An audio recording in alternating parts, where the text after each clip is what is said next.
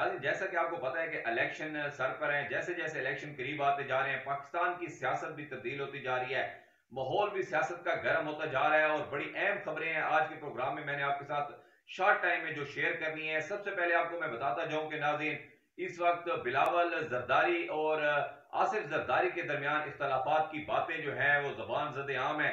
और ये भी इतलात आ रही है कि दोनों लोग जो है इस वक्त दुबई में है। पहले बिलावल जरदारी जब आसिफ अली जरदारी का इंटरव्यू हो रहा था तो उसके बाद बिलावल जरदारी दुबई चले गए अचानक रात को, और पीछे स्पेशल तैयारे में जो है आसिफ अली जरदारी वहां पे पहुंचे हैं।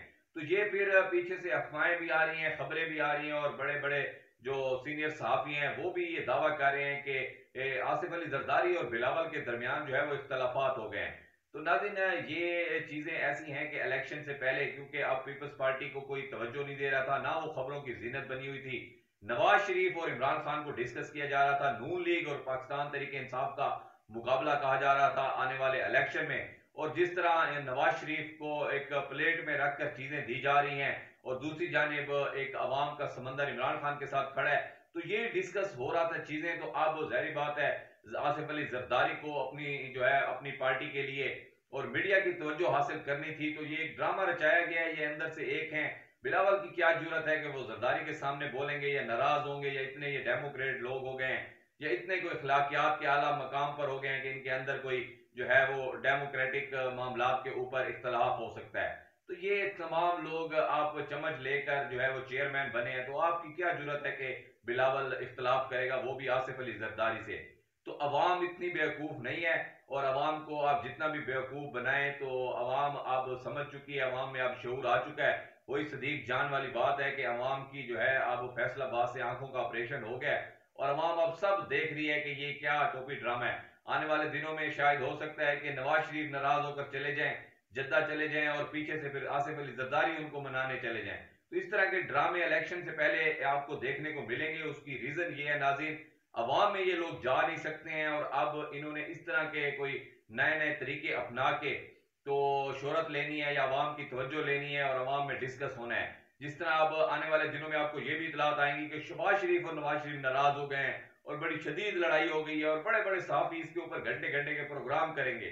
फिर आपको बता रहा हूँ कि जहांगीर तरीन और अलीम खान की लड़ाई होगी, और फिर उसके ऊपर डिस्कस किया जाएगा कि इख्तलाफ रख रहे हैं, तो बड़ी जमहूरी पार्टियां ये। तो ये तमाम चीजें आए, महमूद खान और परवेज खटक की भी लड़ाई होनी है अभी। तो ये तमाम चीजें आपको होती हुई नजर आएंगी, क्योंकि इनके पास और कोई नैरेटिव नहीं है। इन्होंने अवाम की तवज्जो और मीडिया की तवज्जो हासिल करने के लिए इस किस्म के ये ड्रामेबाजी करनी है।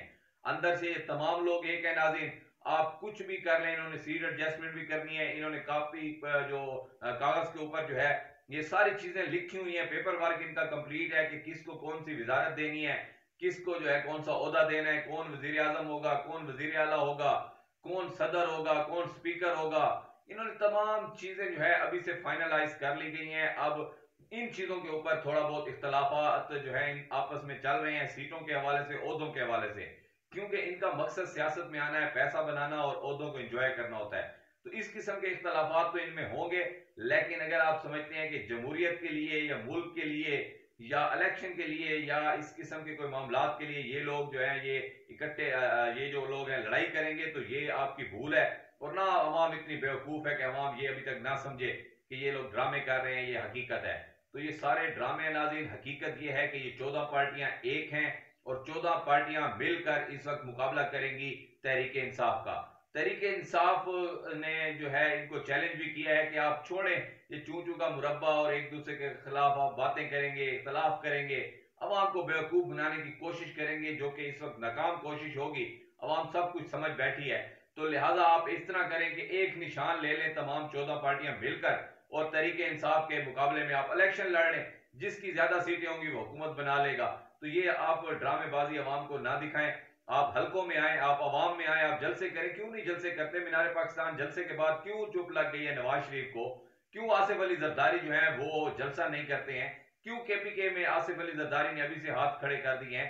बलोचिस्तान के बारे में पीपल्स पार्टी परेशान है, सिंध उनसे लिया जा रहा है इस बार, जिसलिए चीखें निकल रही हैं, बाप बेटा नाराज हो रहे हैं। तो अब आए, आप जलसे करें। इमरान खान को आप, इमरान खान ने तो चैलेंज दिया है, मुझे 2 घंटे का नोटिस दे और मैं पूरा मीनार पाकिस्तान आपको भर के देता हूं। क्योंकि इमरान खान ने तो आपने देख लिया है कि दीर जलसा आप देखें, फिर पेशावर में कन्वेंशन देखें आप, 4 सदा का देखें आप कन्वेंशन, तो अवाम तो तरीके इंसाफ के साथ खड़ी है। इसलिए अब इन्होंने है पतली गली से निकलना है और इस किस्म के बहाने बनाने हैं कि आपस में जी पार्टियों की लड़ाइयां हो गई हैं, ये बड़े जमहूरी लोग हैं और अवाम को ये बेवकूफ बनाएंगे। और उसके बाद इन्होंने क्या करना है कि और कोई खावर मनीका पकड़ेंगे और कोई जो है ये इस किस्म के लोग पकड़ेंगे। जिस तरह अभी आपने देखा ये हाजरा खान के बारे में मैं आपको नाज़रीन शार्ट सा बता दूं, क्योंकि जैसे ये खबर आई तो इसके बारे में थोड़ा सा मैंने रिसर्च किया कि ये आखिर कौन औरत है और ये चाहती क्या है, किसकी आलाकार है, अचानक से ये नमूदार कैसे होगी इलेक्शन से पहले।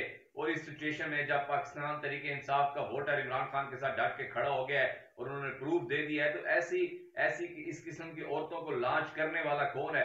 तो यकीनन नाज़रीन लॉन्च करने वाले वही हैं जिन्होंने हेलीकॉप्टर से तस्वीरें फेंकवाई थी, वही हैं जिन्होंने जो है वो गलीज किस्म के अलकबात जो है बेनजीर भुट्टो के खिलाफ असम्बली में बोले थे।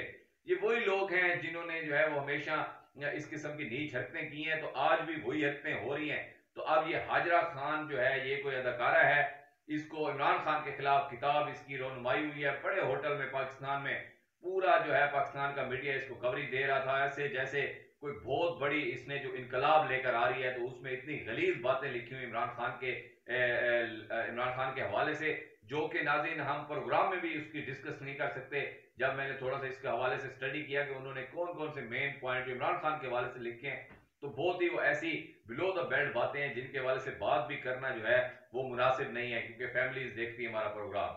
तो ये हाजरा खान के बारे में जब रिसर्च किया तो पता चला कि ये मसूफ जो हैं ये को थर्ड कैटेगरी की अदाकारा हैं। जैसे कि एक तो मेन रोल होता है ड्रामे में और एक सेकंड रोल होता है और उसमें एक थर्ड किस्म का रोल होता है जो कि मासी मुलाजमा या इस किस्म के करैक्टर होते हैं ड्रामों में। तो ये उस किस्म के करैक्टर करती रही है थर्ड किस्म के। मासी के रोल इसने ड्रामों में किए हैं, आया के रोल इसने ड्रामों में किए हैं। और ये अब इमरान खान को कह रही है कि इमरान खान जो है वो मुझ पर डोरे डाल रहा था, इमरान खान जो है वो मुझे फंसाने की कोशिश करता रहा, हरास करता रहा। वो इमरान खान जिसको मिलने लेडी डियाना पाकिस्तान आती है, वो इमरान खान जिसके ऊपर गोल्ड स्मिथ की बेटी जो है वो फिदा हो जाती है, वो पाकिस्तान आ जाती है, मुसलमान हो जाती है। दुनिया की बड़ी बड़ी एक्ट्रेसेस जो हैं वो इमरान खान के साथ सेल्फी लेने के लिए तरसती थी और इमरान खान जो है ये तीसरे नंबर की जो है मासी का रोल करने वाली इस औरत के पीछे था। तो ये कब तक आप बेवकूफ बनाएंगे, कब तक आप बिलो द बेल्ट जाके बातें करेंगे? तो ये तरीके इंसाफ के कारकुनों को यहाँ पे दाद देनी होगी। हमेशा उनको बदतमीज और बद तहजीब कहा गया है, लेकिन यहाँ पे दाद देनी होगी कि ये बिलो द बेल्ट जा रहे हैं, लेकिन अभी तक तरीके इंसाफ के जो लोग हैं वो खामोश हैं। अगर उन्होंने इनके चट्टे कट्टे खोलना शुरू कर दिए नाज़रीन, तो फिर इनके पास कुछ भी नहीं बचेगा। लेकिन यहाँ पे तरीके इंसाफ के लोगों को जो बद तहजीब कहा जाता है, यहाँ पे उन्होंने अपनी तरबियत शो की है। आप कितने दिन से देख रहे हैं ये टोपी ड्रामा, कभी इद्दत का निकाह और कभी ये हाजरा और माजरा खान आ जाती हैं। तो ये जो है इमरान खान के करैक्टर के ऊपर बातें हो रही हैं, लेकिन तहरीके इंसाफ के जो सपोर्टर हैं, वोटर हैं और खासकर उनके जो सोशल मीडिया के ऑफिशियल अकाउंट्स हैं, वहां से इनको कोई जवाब नहीं दिया गया और ना ही बिलो द बेल्ट जाके इनके खिलाफ बातें की गई। वरना अगर बातें की जाएं तो जितनी बातें इनकी निकलेंगी नाज़रीन, वो आप कानों को हाथ लगाएंगे। लेकिन ये बुरी चीज़ है, ये सियासत में नहीं होनी चाहिए। सियासत मैदान में करें, अवाम जिसको चाहती है उसके अवामी मकबूलियत के लिहाज से सियासत करें। आप इस तरह किसी को जो है वो जलील कर सकते हैं, क्योंकि इज्जत और जिल्लत अल्लाह ताला के हाथ में है। तो ये जो है गुला लाई से सिलसिला शुरू हुआ है रेहान खान के होते हुए, अब ये हाजरा माजरा खान जो आ गई हैं, तो और पता नहीं कितनी हाजरा आती हैं या माजरा आती हैं, ये तो आने वाला वक्त बताएगा। लेकिन अवाम ठान बैठी है, अवाम नहीं मान रही। अवाम इस वक्त इमरान खान के साथ खड़ी है और डट के खड़ी है, जिस तरह केपीके में इस वक्त साबित हो रहा है कि ये देखेंगे एक शेर अफजल मरवत की लोग चुमियां ले रहे हैं, शेर अफजल मरवत की जो है लोग गले लगा रहे हैं, शेर अफजल मरवत को लोग अपने कांधों पे उठा रहे हैं। और जिस तरह शेर अफजल मरवत को प्रोटोकॉल दिया जा रहा है और देख के सब लोग हैरान हुए हैं और यही सोचें कि अगर जिस दिन कप्तान बाहर आ गया, जिस दिन इमरान खान आ गया, तो उस वक्त क्या हालात होंगे वो देखने लायक होंगे। तो ये इनको अब समझ आ जानी चाहिए, इनको हार मान लेनी चाहिए। कैदी नंबर 804 के पास जाकर माफी मांग लेनी चाहिए कि हम हार गए, आप जीत गए। जिस तरह अख्तर मैंगल ने कहा है कि इमरान खान जीत गए, हम हार गए, हमें मान लेना चाहिए। तो ये देखते हैं कि अब कब तक ये लड़ाई चलती है और कब तक ये हालात चलते हैं। लेकिन हकीकत ये है कि पाकिस्तान की 80% अवाम और केपीके में तकरीबन 90% अवाम जो है इस वक्त इमरान खान के साथ डट के खड़ी हो गई है। आपने अपनी राय का इज़हार कमेंट बॉक्स में जरूर करना है। इंशाल्लाह नए प्रोग्राम साथ दोबारा आपकी खिदमत में हाजिर होता हूँ। Keep watching B news.